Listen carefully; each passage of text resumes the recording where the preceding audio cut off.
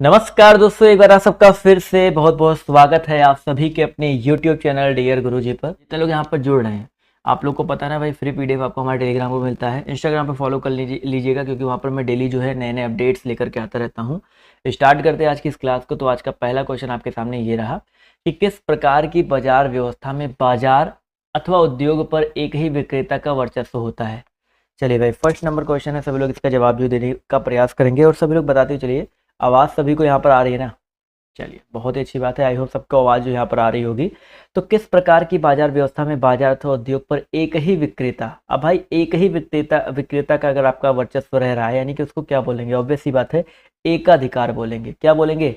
एकाधिकार बोलेंगे। तो ऑप्शन नंबर जितने लोग भी जवाब दे रहे हैं वो लोग यहाँ पर जो है बिल्कुल करेक्ट हो जाएंगे। चलिए साथियों, आते हैं बढ़ते हैं अगले क्वेश्चन की तरफ। तो आपसे पूछा गया है कि प्रच्छन्न बेरोजगारी को और किस नाम से भी जाना जाता है? प्रच्छन्न बेरोजगारी को और किस नाम से भी जाना जाता है? सभी लोग यहाँ पर बताते हुए चलेंगे। इसका जो करेक्ट आंसर आपका क्या हो जाएगा? जवाब देखिए, यहाँ पर देखिए काफ़ी लोग का आना शुरू हो गया है। तो भैया, प्रच्छन्न बेरोजगारी की अगर हम बात करते हैं तो इसको हम लोग जानते हैं अल्प रोजगार। ठीक है, प्रच्छन्न बेरोजगारी को अल्प रोजगार, यहाँ पर देखिएगा अल्प रोजगार यहाँ पर दिया गया। थोड़ा सा करेक्ट ले भाई, अल्प बेरोजगारी बोलते हैं। ठीक है, अल्प रोजगार नहीं, अल्प बेरोजगारी भी इसको बोलेंगे। रोजगार ही सोच रहा था मैं, तो करेक्ट कर लिए, करेक्शन कर लीजिएगा। अगला क्वेश्चन पूछा गया, निम्नलिखित में से कौन से भारतीय संसद के संगठक है? भारतीय संसद की अगर हम बात करते हैं तो राष्ट्रपति भी आता है, राज्यसभा भी आता है, लोकसभा भी आता है। ये सारे के सारे जो भारतीय संसद में आपके संगठक है, सम्मिलित हैं। तो यहाँ पर जितने लोग जवाब दे रहे हैं 1 2 3 बोले तो ऑप्शन नंबर डी जितने लोग जवाब दे रहे हैं वो लोग यहाँ पर जो है बिल्कुल करेक्ट हो जाएंगे। चलिए साथियों, आते हैं बढ़ते हैं अगले प्रश्न की तरफ। तो अगला क्वेश्चन पूछा गया है कि निम्नलिखित में से कौन भारत राज्य का कार्यपालक अध्यक्ष है? क्वेश्चन नंबर 4 है, इसका जवाब देते हुए चलिएगा। निम्नलिखित में से कौन जो है भारत राज्य का कार्यपालक अध्यक्ष है? क्वेश्चन नंबर 4 का जवाब देखिए यहाँ पर आना शुरू हो गया है। तो इस प्रश्न का जो सही उत्तर आपका क्या हो जाएगा? चलिए भाई, 4 नंबर क्वेश्चन है, जवाब देखिए बिल्कुल सही आ रहा है। तो ऑप्शन नंबर जितने लोग जवाब दे रहे हैं भाई साहब, राष्ट्रपति। ठीक है, राष्ट्रपति की बात करते हैं तो ये भारत राज्य का कार्यपालक अध्यक्ष होता है। तो ऑप्शन नंबर बी जितने लोग जवाब दे रहे हैं वो लोग यहाँ पर बिल्कुल करेक्ट हो जाएंगे। अगला क्वेश्चन देखिए आपसे यहाँ पर क्या पूछा गया है, कोणार्क का सूर्य मंदिर किसने बनवाया था? 5 नंबर क्वेश्चन है, इसका जवाब देते हुए चलेंगे भाई। कोणार्क का सूर्य मंदिर जो है किसने बनवाया था? चलिए भाई, क्वेश्चन नंबर 5 है, जवाब देखिए यहाँ पर काफ़ी लोग के आने शुरू हो गए हैं और आई होप सबको पता होगा भाई, कोणार्क का जो सूर्य मंदिर था वो किसने बनवाया था? ये कहाँ पे स्थित है? उड़ीसा में स्थित है। किसने बनवाया था? तो दोस्तों यहाँ पर हो जाएगा नरेंद्र सिंह या नरसिंह देव प्रथम दिया गया। ठीक है, नरसिंह देव प्रथम दिया गया है, तो इसको याद रखिएगा। ऑप्शन नंबर जो नरसिंह बोलो या नरसिंह बोलो, नरसिंह बोलते हैं यहाँ पर। तो ऑप्शन नंबर जितने लोग भी जवाब दे रहे हैं वो लोग यहाँ पर जो है बिल्कुल करेक्ट हो जाएंगे। ठीक है, चलिए भाई, कब बनवाया था ये भी आपको पता होगा, तो इसको आप लोग कॉमेंट करके जवाब दीजिएगा। और 1984 में एक चीज़ याद रखिएगा, 1984 में इसको जो है क्या, यूनेस्को ने इसको विश्व धरोहर स्थल के रूप में जो है मान्यता दी थी। चलिए अगला क्वेश्चन देखिए, आपसे क्या पूछा गया कि बंगाल के प्रथम गवर्नर जनरल कौन थे? बंगाल के प्रथम गवर्नर जनरल जो है आपके कौन थे? 5 नंबर क्वेश्चन है, जवाब देखिए यहाँ पर आना शुरू हो गया है। तो साथ ही याद रखिएगा, बंगाल के जो पहले गवर्नर जनरल थे वो आपके वॉरेन हेस्टिंग। ठीक है, सभी लोग यहाँ पर जवाब देते चलो, और प्लीज़ यार शेयर कर दो, शेयर कर दो, शेयरिंग इज केयरिंग, तो प्लीज़ शेयर करते चलिएगा। तो ऑप्शन नंबर सी जितने लोग जवाब दे रहे हैं वो लोग यहाँ पर बिल्कुल करेक्ट हो जाएंगे। अगला क्वेश्चन देखिए आपसे यहाँ पर क्या पूछा गया है, निम्नलिखित में से किस देश में से अमेजन नदी बहती है? निम्नलिखित में से किस देश में से अमेजन नदी जो है आपकी बहती है? 7 नंबर क्वेश्चन है, इसका जवाब जो देते हुए चलिएगा। तो दोस्तों याद रखिएगा, यहाँ पर जो करेक्ट आंसर आपका हो जाएगा दोस्तों ब्राज़ील। ब्राज़ील देश की अगर हम बात करते हैं तो यहाँ से जो अमेजन नदी आपकी बहती है। तो ऑप्शन नंबर सी जितने लोग जवाब दे रहे हैं, अमेजन नदी की अगर बात करते हैं तो यहाँ पर ऑप्शन नंबर सी वाला जो है ऑप्शन बिल्कुल करेक्ट हो जाएगा। अगला क्वेश्चन देखिए आपसे यहाँ पर क्या पूछा गया है, ध्यान से देखिएगा और सभी लोग जवाब देने का प्रयास कीजिएगा। क्वेश्चन नंबर अगर हम बात करते हैं किसके बारे में, 8 के बारे में बात करते हैं। तो सह्याद्री पर्वत श्रृंखला का अन्य नाम, क्वेश्चन नंबर 8 है, इसका जवाब जो है देते हुए चलिएगा, सह्याद्री पर्वत श्रृंखला का अन्य नाम क्या है? चलिए भाई, क्वेश्चन नंबर 8 है, जवाब देखिए आना शुरू हो गया है। तो 8 नंबर प्रश्न का जो करेक्ट आंसर आपका हो जाएगा पश्चिमी घाट। ठीक है, पश्चिमी घाट जितने लोग जवाब दे रहे हैं, ऑप्शन नंबर सी जितने लोग जवाब दे रहे हैं वो लोग यहाँ पर जो है बिल्कुल करेक्ट हो जाएंगे। ठीक है, चलिए साथियों, आते हैं अगले क्वेश्चन की तरफ। अगला प्रश्न देखिए आपसे यहाँ पर क्या पूछा गया है, जीवाणु की खोज जो है किसने की थी? जीवाणु की खोज किसने की थी? क्वेश्चन नंबर 9 है, सभी लोग यहाँ पर जवाब जो देते हुए चलेंगे। 9 नंबर प्रश्न है, जवाब देखिए आना शुरू हो गया है। तो जीवाणु की खोज दोस्तों अगर हम बात करते हैं तो एंटोनी वॉन ल्यूवेनहॉक ने, किसने किया था भाई? एंटोनी वॉन ल्यूवेनहॉक ने किया था। तो ऑप्शन नंबर जितने लोग ए जवाब दे रहे हैं वो लोग यहाँ पर बिल्कुल करेक्ट रहेंगे। जीवाणु एक कोशिकीय होते हैं और इनकी आकृति जो होती है गोल होती है और छड़ जैसी आकार की होती है, ठीक है। तो ऑप्शन नंबर जितने लोग ए जवाब दे रहे हैं वो लोग यहाँ पर बिल्कुल करेक्ट हो जाएंगे। अगला क्वेश्चन पूछा गया कि एक विशेष कार्य करने वाली समान कोशिकाओं के समूह को क्या कहते हैं। क्वेश्चन नंबर आपके यहाँ पर देखिए 10 दिया गया है और सभी लोग जवाब देते हुए चलेंगे। एक विशेष कार्य करने वाली समान कोशिकाओं के समूह को क्या कहते हैं? बहुत ही इंपॉर्टेंट क्वेश्चन है और सभी लोग यहाँ पर जवाब जो देने का प्रयास करेंगे। इसका जो सही उत्तर आपका क्या हो जाएगा? तो दोस्तों याद रखिएगा, एक विशेष कार्य करने वाले समान कोशिकाओं के समूह को ऊतक बोलते हैं। क्या कहते हैं भाई? आपके ऊतक कहते हैं। तो यहाँ पर जितने लोग ऊतक जवाब दे रहे हैं ऑप्शन नंबर ए, वो लोग यहाँ पर बिल्कुल करेक्ट हो जाएंगे। चलिए साथियों आते हैं अगले प्रश्न की तरफ। तो अगला प्रश्न देखिए आपसे यहाँ पर क्या पूछा गया है कि पौधों के ऊतक कितने प्रकार के होते हैं। जो पौधों के ऊतक होते हैं वो आपके कितने प्रकार के होते हैं? क्वेश्चन नंबर 11 है, सभी लोग इसका जवाब जो देते हुए चलिएगा। पौधों के जो ऊतक होते हैं वो आपके कितने प्रकार के होते हैं? तो उसको याद रखिएगा 2 प्रकार के, ठीक है। पौधों के ऊतक आपके 2 प्रकार के होते हैं, तो इनको याद रखिएगा। ऑप्शन नंबर जितने लोग बी जवाब दे रहे हैं वो लोग यहाँ पर बिल्कुल करेक्ट हो जाएंगे। अगला क्वेश्चन देखिए आपसे यहाँ पर क्या पूछा गया है। स्वतंत्र रूप से लटके हुए लकड़ी के एक ढांचे में कील ठोकना कठिन होता है। ये कौन सा नियम इस कथन का समर्थन करता है भाई? स्वतंत्र रूप से लटका हुआ जो लकड़ी के एक ढांचे में अगर कोई कील है उसे ठोकना जो है आपका कठिन होता है, ये कौन सा नियम जो है इसका समर्थन करता है? तो दोस्तों यहाँ पर याद रखिएगा 12 नंबर क्वेश्चन का जो करेक्ट आंसर आपका हो जाएगा न्यूटन का तीसरा नियम। अब देखो तीसरा नियम क्या कहता है? क्रिया प्रतिक्रिया का नियम, यानी कि प्रत्येक क्रिया के समान विपरीत प्रतिक्रिया होती है। अब भाई अब जब कोई लटका हुआ पिंड है या लकड़ी का कोई पिंड है उस पर कील ठोकेंगे तो हथौड़े से जो हुई क्रिया है वो लकड़ी के पिंड से प्रतिक्रिया नहीं। देखो भाई अगर मान लीजिए ये ऐसे कोई लकड़ी ऐसे लटक रहा है, आप इस पे कील लटका है तो इस पे कील ठोक पाओगे नहीं, क्योंकि पीछे कोई बल देने के लिए कोई है नहीं। मान लो कोई दीवार पे अगर लकड़ी लगी होती तो आप इस पे कील ठोकते तो पीछे दीवार से आपको एक बल मिल जाता प्रतिक्रिया के लिए, लेकिन यहाँ पर प्रतिक्रिया का नहीं मिल पा रहा है, इसलिए यहाँ पर आप लोग ठोकोगे तो कोई फर्क नहीं पड़ने वाला है, ठीक है। तो ये चीज़ याद रखिएगा, न्यूटन का जो तीसरा नियम दिया गया यहाँ पर बिल्कुल करेक्ट हो जाएगा। अगला क्वेश्चन देखिए आपसे यहाँ पर क्या पूछा गया है। थोड़ा सा बड़ा क्वेश्चन छोटा कर लेते हैं, कोई दिक्कत वाली बात नहीं। निम्नलिखित में से कौन सा विद्युत चुंबकीय तरंगों का गुण नहीं है? किसका गुण नहीं है भाई? विद्युत चुंबकीय तरंगों का गुण कौन सा नहीं है? तो यहाँ पर देखिएगा पहला ऑप्शन, विद्युत चुंबकीय तरंग के व्यतिकरण तथा विवर्तन दिखाती है। भाई यहाँ पर साफ साफ लिखा कि नहीं दिखाती है, तो ये जो आपका ऑप्शन नंबर ए दिया गया है ये आपका जो है विद्युत चुंबकीय तरंगों का गुण नहीं है। अगला क्वेश्चन देखिए आपसे क्या पूछा है। कंप्यूटर शब्दावली में बग, कई बार आपको बता चुका हूँ भाई, बग BUG ये होता है, इसका अभिप्राय जो है क्या है? चलिए फटाफट यहाँ पर जवाब जो देने का प्रयास करिएगा। बग का अभिप्राय जो है आपका क्या हो जाएगा? जवाब देखिए यहाँ पर धीरे धीरे आना शुरू हो गया है।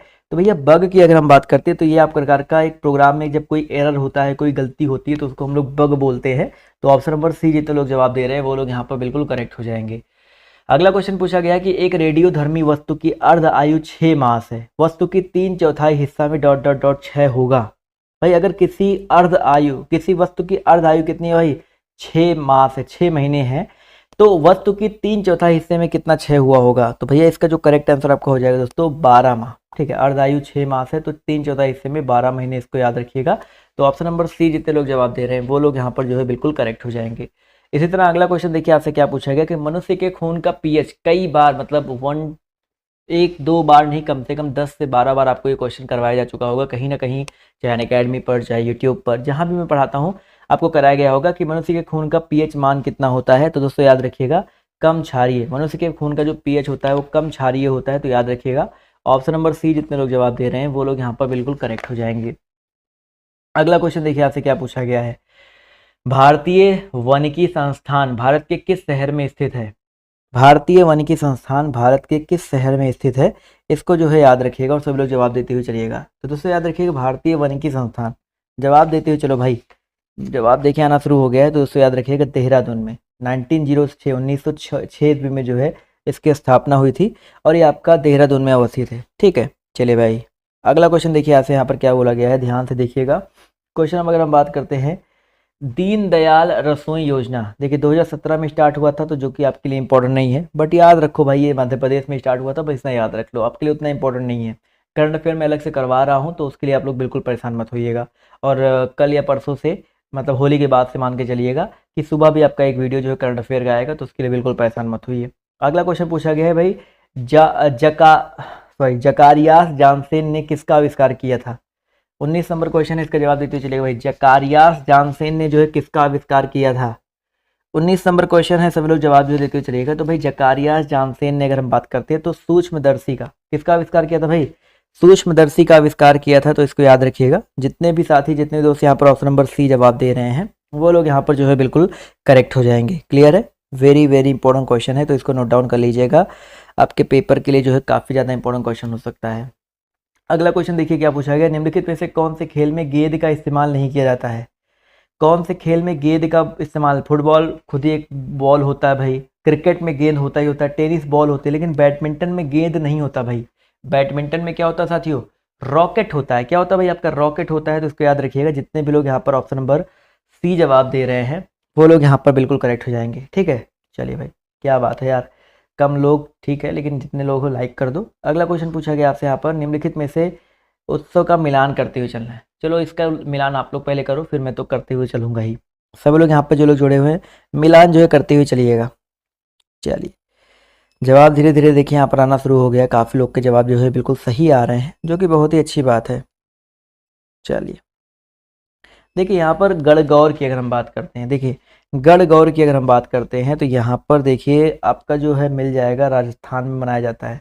गणेश चतुर्थी सबको पता है महाराष्ट्र में बहुत धूमधाम से बनता है। दुर्गा पूजा जो आपका पश्चिम बंगाल में, यानी कि BCA, 1 का B, 2 का C, 3 का A। ऑप्शन नंबर जितने लोग ए जवाब दे रहे हैं वो लोग यहाँ पर जो है बिल्कुल करेक्ट हो जाएंगे। ऑप्शन नंबर ए वाले जितने भी साथी हैं, जितने भी दोस्त यहाँ पर जो है बिल्कुल करेक्ट हो जाएंगे। अगला क्वेश्चन देखिए आपसे यहाँ पर क्या पूछा गया है कि मिस यूनिवर्स 2016, इसको भी स्किप कर दो, लेकिन 2016 लेटेस्ट जो मिस यूनिवर्स का खिताब किसने जीता है आप लोग को कमेंट करके बताना है मेन कमेंट बॉक्स में। ठीक है, अगला क्वेश्चन पूछा गया नंबर्स डू लाई। देखिए भाई नंबर्स डू लाई, ये पुस्तक के लेखक कौन है भाई? जो नंबर्स होते हैं झूठ बोलते हैं, तो सभी लोग बताते हुए चलिएगा इसके लेखक जो है कौन है भाई? भारत के एक पूर्व क्रिकेटर हैं, बताइए सभी लोग। भारत के एक पूर्व क्रिकेटर हैं और इस समय शायद देखा जाए तो वो काफ़ी ज़्यादा एक्टिव रहते हैं, मतलब कमेंट्री भी करते हैं। तो आई होप कमेंट्री के नाम से आपको याद आ गया होगा, आकाश चोपड़ा। ठीक है, भारत के पूर्व क्रिकेटर आकाश चोपड़ा, ये जो है नंबर्स डू लाइक पुस्तक के लेखक हैं। ठीक है, अगला क्वेश्चन पूछा गया आपसे यहाँ पर जनवरी 2017, इसको भी स्किप करो। मैंने बोला ना कि प्रीवियस ईयर क्वेश्चन मैं आपको करवा रहा हूँ तो आपको कुछ क्वेश्चन पुराने मिलेंगे, बट करंट अफेयर में आपकी क्लास अलग से चलवा रहा हूँ, तो उसके लिए परेशान बिल्कुल मत होइएगा। एक पूरी सीरीज तो चल ही चुकी है 1000 क्वेश्चन वाली, तो आप लोग उसको नहीं देखें तो नीचे एक बार डिस्क्रिप्शन बॉक्स चेक कर लीजिएगा, तो आपको वहाँ पर जो वो क्वेश्चन है वो भी देखने को मिल जाएंगे, बट उसके लिए बिल्कुल परेशान मत होइए। किस देश के साथ भारत की सबसे लंबी अंतर्राष्ट्रीय सीमा है? देखो भाई यहाँ पर आपसे ये नहीं कहा गया समुद्री हो जलीय हो, किस देश के साथ भारत की सबसे लंबी अंतर्राष्ट्रीय सीमा आपको ये बताते हुए चलना है। तो भाई 25 नंबर क्वेश्चन का जो करेक्ट आंसर आपका हो जाएगा बांग्लादेश। सबको पता है यार, देखो बांग्लादेश के साथ देखिए कितनी लंबी सीमा है, मैंने आपको ये भी बता रखा हूँ 4096 किलोमीटर। ठीक है, 4096 किलोमीटर इतनी सीमा है इसकी। तो ऑप्शन नंबर जितने लोग सी जवाब दे रहे हैं वो लोग यहाँ पर बिल्कुल करेक्ट हो जाएंगे। ठीक है, अगला क्वेश्चन देखिए आपसे यहाँ पर क्या पूछा गया है, जब किसी वस्तु का केवल क्रेता के साथ एक विक्रेता होता है तब वह डॉट डॉट डॉट की स्थिति कहलाती है। पूछा गया है जब किसी वस्तु के साथ एक क्रेता तथा एक विक्रेता होता है, केवल एक क्रेता तथा एक विक्रेता होता है, तब वह जो है क्या होता है? तो दोस्तों याद रखिए, तब वो आपका होता है द्विपक्षीय एकाधिकार। दो पक्ष होते हैं और एकाधिकार। तो यहाँ पर जितने लोग ऑप्शन नंबर बी जवाब दे रहे हैं वो लोग यहाँ पर बिल्कुल करेक्ट हो जाएंगे। क्लियर है? इकोनॉमी के भी कुछ क्वेश्चन मैं आपको इसलिए करवा दे रहा हूँ क्योंकि इकोनॉमी क्वेश्चन आते हैं, और अगर आप लोग उसको नहीं क्लियर होगे फिर कहोगे सर जी नहीं पढ़ाया, वो नहीं पढ़ाया। सब कुछ करवाते हुए चलना हूँ। निम्नलिखित में से कौन क्षेत्रीय ग्रामीण बैंकों को प्रायोजित करता है?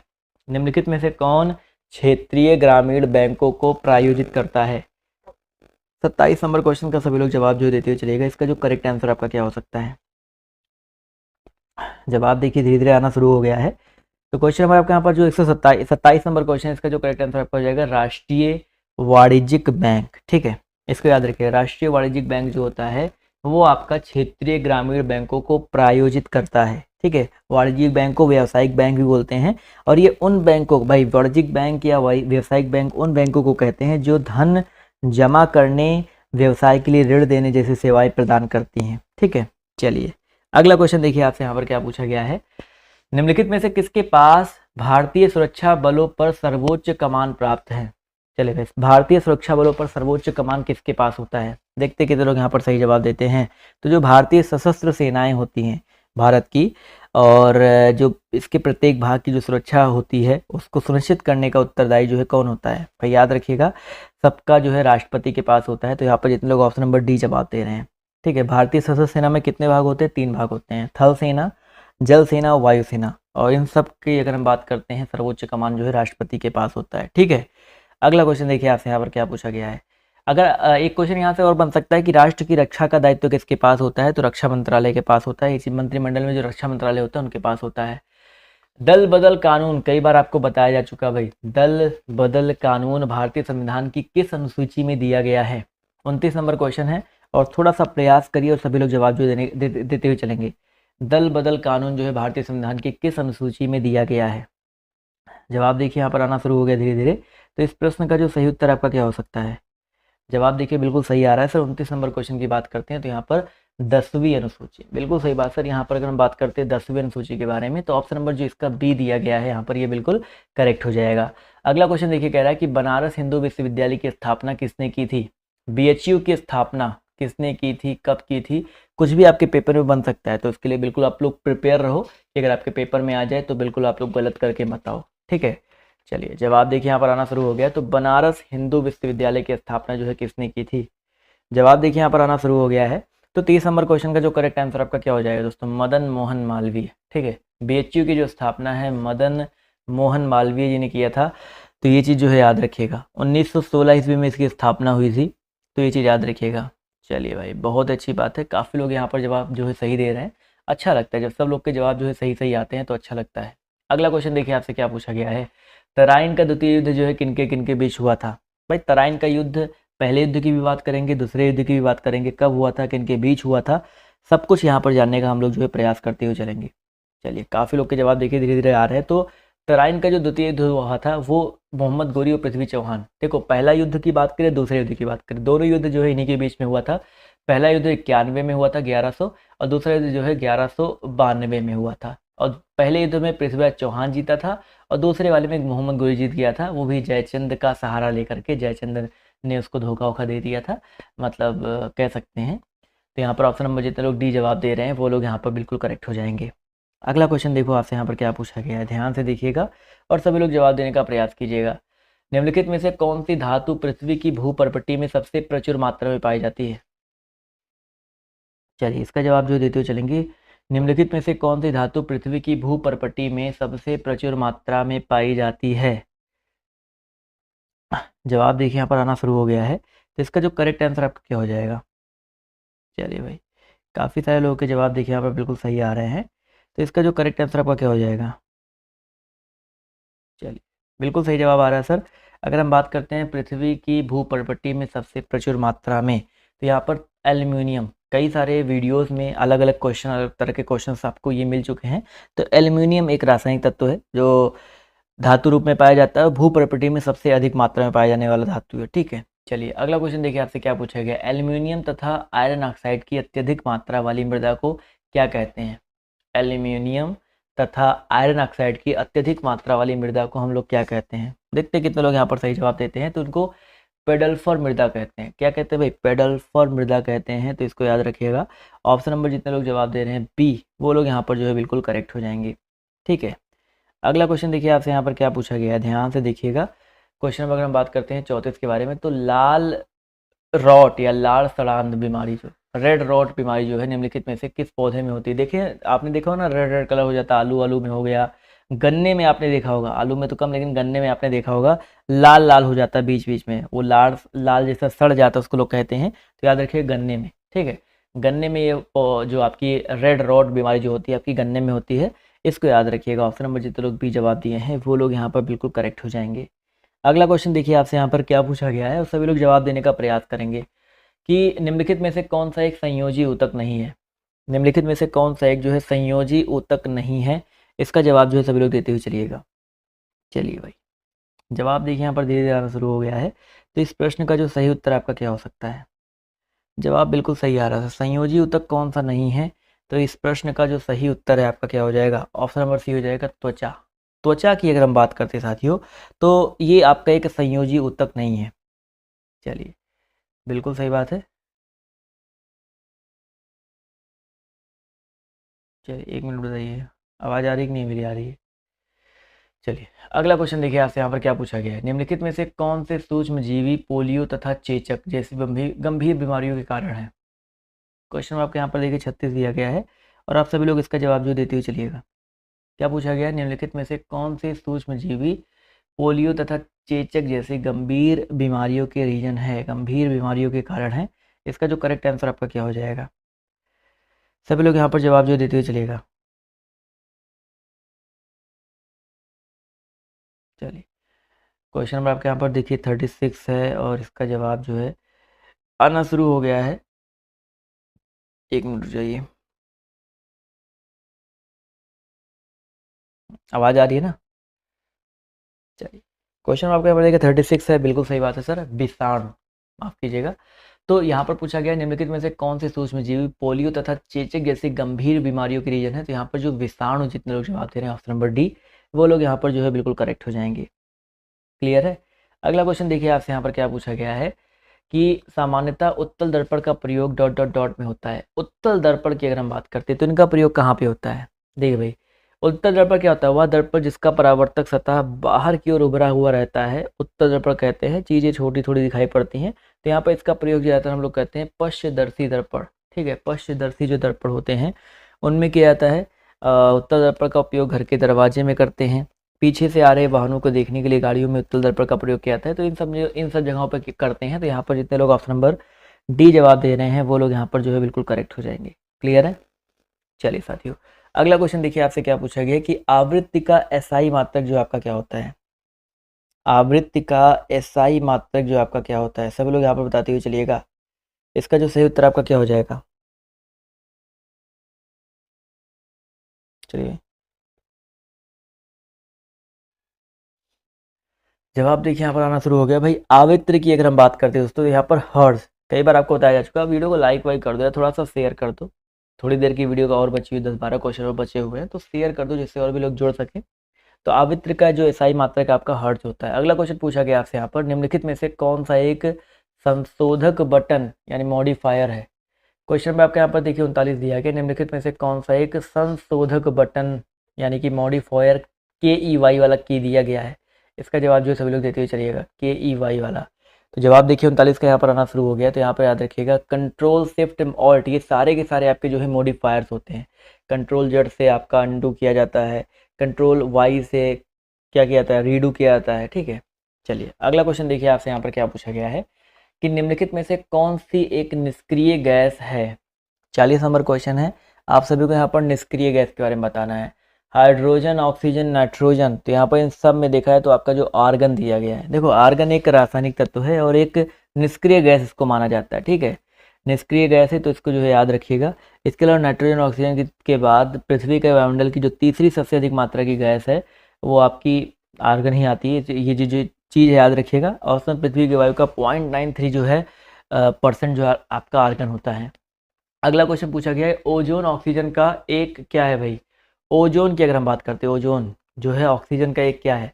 अपर रूप है, समभारिक है, समस्थानिक है, सम न्यूट्रॉनिक है? बहुत ही इंपॉर्टेंट प्रश्न है और सभी लोग जवाब जो देते हुए चलेगा। ओजोन यानी कि O3 इसको बोलते हैं और ये ऑक्सीजन के 3 परमाणु से मिलकर के बनने वाली एक कह सकते हैं गैस है जो वायुमंडल में बहुत कम मात्रा यानी कि 0.02% यानी कि बहुत कम मात्रा में पाई जाती है और ये बहुत ही विषैली गैस होती है। तो ये आपका एक कार्बन का एक अपर रूप होता है, अपर रूप होता है। तो ये चीज़ याद रखिएगा।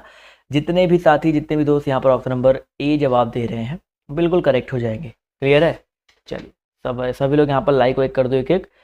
रेड डाटा बुक, बहुत इंपॉर्टेंट क्वेश्चन है। इसमें निम्नलिखित में से कौन सा डाटा पाया जाता है? रेड डाटा बुक में कौन सा डाटा जो है आपका पाया जाता है? चलिए भाई साहब, क्वेश्चन आपके यहाँ पर देखिए 42 दिया गया है और सभी लोग यहाँ पर जवाब जो देते हुए चलिएगा। 42 नंबर क्वेश्चन का जो करेक्ट आंसर आपका क्या हो जाएगा? जवाब देखिए यहाँ पर बिल्कुल सही आ रहा है सर।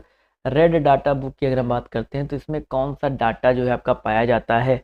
बिल्कुल सही जवाब आ रहा है सर। यहाँ पर जितने लोग सी जवाब दे रहे हैं, सभी विलुप्त प्राय प्रजाति। ठीक है, सभी विलुप्त प्राय प्रजाति, जो विलुप्त होने वाले प्रजाति होते हैं वो आपके पाए जाते हैं। तो ऑप्शन नंबर सी जितने लोग जवाब दे रहे हैं वो लोग यहाँ पर बिल्कुल करेक्ट हो जाएंगे। अगला क्वेश्चन देखिए आपसे यहाँ पर क्या पूछा गया है। केंद्रीय मंत्रिमंडल ने इलेक्ट्रॉनिक, ये भी आपका पुराना क्वेश्चन, इसके लिए इंपॉर्टेंट नहीं है। जमे हुए भोजन की खोज किसने की थी? जमे हुए भोजन की खोज जो है किसने की थी? 44 नंबर क्वेश्चन है, सभी लोग जवाब जो है देते हुए चलिएगा। चलिए भाई, 44 नंबर क्वेश्चन है, जवाब देखिए यहाँ पर आना शुरू हो गया। तो क्लॉरेंस बर्ड्स आय, नाम याद रखिए भाई, क्लॉरेंस बर्ड्स आय, इन्होंने जो है जमे हुए भोजन की खोज की थी। ठीक है, यहाँ पर जितने लोग जवाब दे रहे हैं भाई साहब ऑप्शन नंबर बी वाला, वो लोग जो है यहाँ पर बिल्कुल करेक्ट हो जाएंगे। क्लियर है, बहुत ही इंपॉर्टेंट क्वेश्चन है। तो इसका जो करेक्ट आंसर जितने लोग जवाब दे रहे हैं ऑप्शन नंबर बी, वो लोग यहाँ पर जो है बिल्कुल करेक्ट हो जाएंगे। चलिए, अगर आपके दिमाग में कुछ चल रहा हो, कोई डाउट हो, तो आप लोग जो है जवाब जो है वो आप लोग कमेंट करके पूछ सकते हैं। टेलीग्राम पर, इंस्टाग्राम पर आप लोग जुड़ सकते हैं, वहाँ पर भी आप लोग जो है डायरेक्टली हमसे पूछ सकते हैं। क्लियर है, इंटरनेट नहीं चल रहा है, बफरिंग कर रही है, ऐसे भी दिक्कत आ रहेगा इसमें। चलिए, अगला क्वेश्चन देखिए आपसे यहाँ पर क्या पूछा गया, ध्यान से देखिएगा। निम्नलिखित का मिलान करते हुए चलना है सभी को। निम्नलिखित का जो है मिलान करते हुए चलना है, और सभी लोग यहाँ पर मिलान करते हुए चलेंगे जितने लोग यहाँ पर जो है जुड़ रहे हैं। चलिए, बर्डी, वॉली और हिट विकेट। देखो, हिट विकेट की अगर हम बात करते हैं तो ये जो आपका संबंधित है क्रिकेट से, हिट विकेट हो जाते हैं। ठीक है, मतलब आपको बॉलर बॉल करता है और आप जो है अपना जो बल्ला है बॉल को मारने की बजाय किसको मार दो भाई, अपने स्टंप को मार दो, तो हिट विकेट होता है। अगर हम बात करते हैं वॉली के बारे में तो ये टेनिस का है, और बर्डी शब्द जो है आपका गोल्फ से संबंधित है। तो यहाँ पर अगर देखा जाए तो ऑप्शन नंबर जितने लोग बी जवाब दे रहे हैं, 1 का सी, 2 का ए, 3 का बी, तो इतने लोग यहाँ पर ऑप्शन नंबर जवाब दे रहे हैं भाई साहब बी वाला, तो वो लोग यहाँ पर बिल्कुल करेक्ट हो जाएंगे। ठीक है, अगला क्वेश्चन देखिए आपसे यहाँ पर क्या पूछा गया है। 45 के बाद 46 की अगर हम बात करते हैं तो इसका जो सही उत्तर आपका क्या हो जाएगा?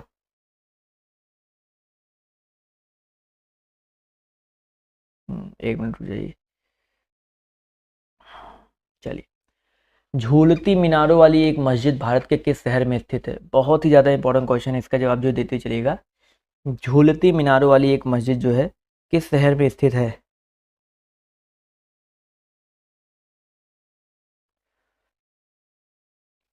जवाब देखिए यहाँ पर आना शुरू हो गया है, तो इसका जो करेक्ट आंसर आपका क्या हो जाएगा? जवाब देखिए यहाँ पर बिल्कुल सही आ रहा है, काफ़ी लोग के जवाब देखिए यहाँ पर सही आ रहे हैं और बिल्कुल सही आ रहे हैं। सर, इसका जो सही उत्तर है आपका क्या हो सकता है? तो भाई क्वेश्चन नंबर आपका 46 है, इसका जो करेक्ट आंसर आपका हो जाएगा अहमदाबाद। झूलती मीनारों वाली जो एक मस्जिद है वो आपकी भारत के अहमदाबाद शहर में अवस्थित है। तो ऑप्शन नंबर बी जितने लोग जवाब दे रहे हैं वो लोग यहाँ पर बिल्कुल करेक्ट हो जाएंगे। अगला क्वेश्चन देखिए आपसे क्या पूछा गया है। निम्नलिखित में से किसे पाठशाला संबंधी क्षेत्र में 2007 के पद्म श्री पुरस्कार से सम्मानित किया गया है? 43 नंबर क्वेश्चन है, सब लोग जवाब जो देते हुए चलिएगा। तो इसको याद रखिए दोस्तों, संजीव कपूर। ठीक है, जितने लोग यहाँ पर संजीव कपूर जवाब दे रहे हैं ऑप्शन नंबर ए, वो लोग यहाँ पर जो है बिल्कुल करेक्ट हो जाएंगे। अगला क्वेश्चन पूछा गया आपसे यहाँ पर, the world outside my window, इसके लेखक जो है कौन है? The world outside my window, इसके लेखक जो है फटाफट बताते हुए चलिएगा कौन है। 48 नंबर क्वेश्चन है, सब लोग यहाँ पर जवाब जो देते चलेंगे। तो the world outside my window, इसके लेखक रस्किन बॉन्ड है। कौन है भाई? रस्किन बॉन्ड, ये नाम याद रखिएगा। ऑप्शन नंबर जितने लोग बी जवाब दे रहे हैं, जी हाँ दोस्तों, बी ऑप्शन वाले यहाँ लोग जो है बिल्कुल करेक्ट हो जाएंगे। अगला क्वेश्चन देखिए आपसे यहाँ पर क्या पूछा गया है, ध्यान से देखिएगा और सभी लोग यहाँ पर जवाब जो है देने का प्रयास कीजिएगा। क्या पूछा गया है, एक मिनट रुक जाइए। चलिए, उत्तरी कोरिया के बढ़ते अस्त्र प्रक्षेपणों के कारण किस देश ने उस पर निगरानी रखने के लिए जासूसी उपग्रह का प्रक्षेपण किया है? उत्तरी कोरिया के बढ़ते अस्त्र प्रक्षेपणों के कारण किस देश ने उस पर निगरानी रखने के लिए जासूसी उपग्रह का प्रक्षेपण किया है? सभी लोग यहाँ पर जवाब जो देते चलेगा।